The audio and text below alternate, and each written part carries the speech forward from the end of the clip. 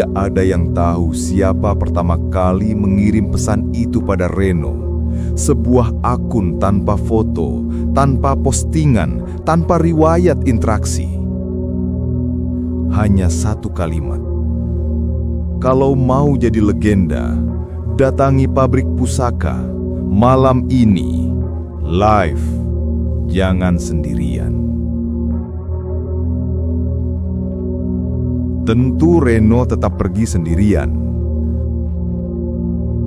Pabrik itu sudah puluhan tahun mati, ditelan lumut, dikelilingi pohon-pohon yang seperti membungkuk mengawasi. Tidak ada angin malam itu, tapi atap seng berderak seolah ada sesuatu yang bergerak di atasnya. Saat Reno mulai menyiarkan live, ribuan penonton langsung membludak. Mereka menunggu ketakutan terjadi. Kamera menyorot dinding-dinding berlumut, bayangan-bayangan panjang, tumpukan karung, dan sesuatu yang membuat live chat meledak. "Bro, itu tulang! Real nggak sih?" Di sudut ruangan, Reno menemukan 3 tulang manusia, kering, kusam, sebagian masih terbungkus sisa kain yang menghitam. Tidak ada bau, tapi atmosfernya seperti menyimpan bisikan-bisikan yang tak terdengar. Reno menelan ludah. Tangannya bergetar. Lalu sesuatu lewat di belakangnya.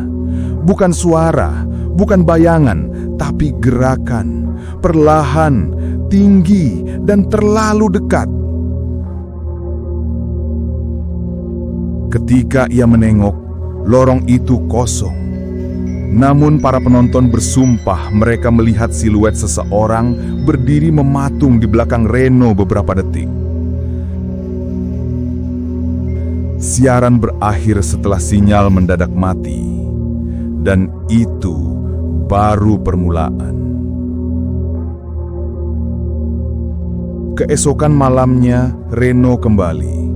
Kali ini ia memaksa diri menyelesaikan eksplorasi yang tertunda. Tangga menuju lantai 2 berderit seperti mengeluh.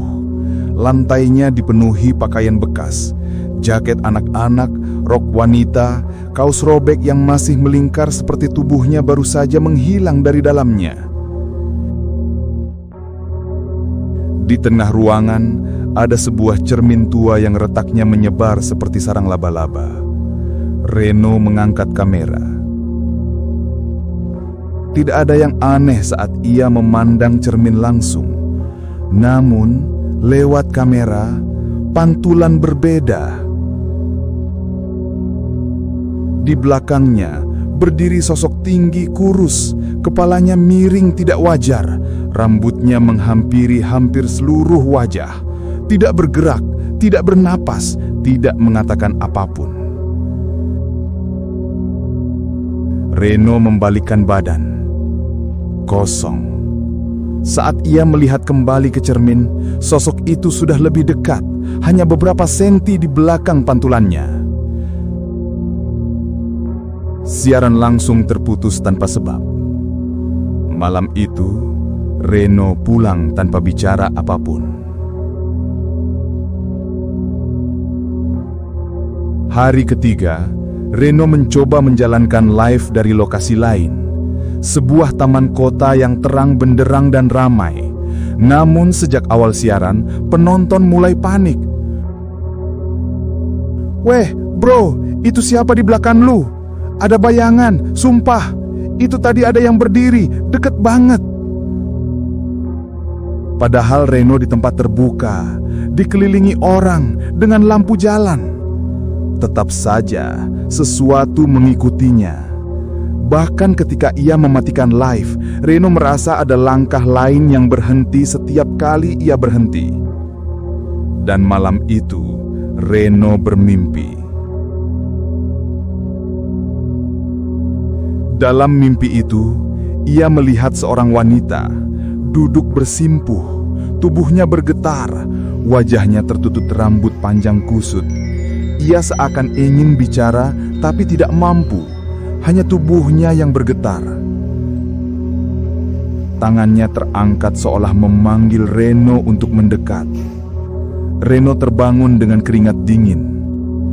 Ia bermimpi wanita itu selama 3 malam berturut-turut. Reno akhirnya yakin mimpi itu bukan sekedar mimpi. Ada pesan, ada permohonan, ada sesuatu yang minta ditemukan. Ia mengajak temannya, Dava, kembali ke pabrik pusaka. Pabrik itu lebih dingin dari sebelumnya, lebih sunyi, seakan menunggu mereka kembali. Dava berjalan di depan, menyinari area yang dulu penuh pakaian bekas. Tapi baru beberapa menit, kakinya tersandung sesuatu keras. Benda itu tersembunyi di balik sebuah lemari kecil yang sudah lapuk. Saat Dava mendorong lemari itu ke samping, lemari itu terjatuh, menimbulkan suara menggema panjang, dan lantai yang mereka injak mengeluarkan suara yang aneh, seperti ruang kosong di bawahnya. Ada lubang persegi kecil, tertutup papan kayu tua. Mereka menyalakan 2 senter sekaligus. Mereka membuka tutup kayunya dan menemukan sebuah peti besar. Peti kayu itu retak, tali pengikatnya sudah putus. Dava mencondongkan tubuh untuk membuka penutupnya. Saat peti itu terbuka, bau busuk lama yang tak terurai menghantam mereka seperti tamparan. Di dalamnya ada tulang-tulang manusia, puluhan, beberapa masih memiliki serpihan kain yang sama dengan pakaian di lantai atas. Ada tengkorak kecil anak-anak, ada tulang lengan yang patah tidak wajar, dan di bagian paling bawah, sebuah kepala tanpa jawang. Reno mematung. Ia tahu wajah itu. Ia tahu sorotan mata kosong itu. Itu wanita dalam mimpinya. Bukan karena ia pernah bertemu sebelumnya, tapi karena wajah itu muncul dari kegelapan mimpinya setiap malam tanpa suara, tanpa arahan, hanya memohon dilihat, hanya meminta ditemukan. Dava memecah keheningan dengan suara gemetar. Ren, kita harus lapor polisi. Reno menutup peti itu dengan kedua tangan yang menggigil.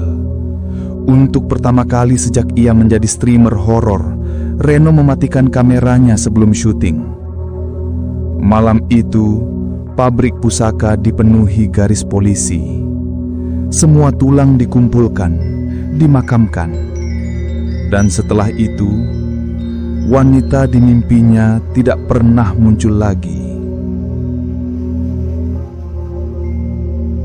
Namun, setiap kali Reno menutup live, ia masih sering merasakan napas dingin di belakang lehernya. Bukan milik sosok itu, bukan milik korban siapapun, tapi milik sesuatu lain yang juga pernah ia rekam di malam pertama ketika pabrik itu belum dibuka rahasianya. Sesuatu yang tidak pernah meminta ditemukan.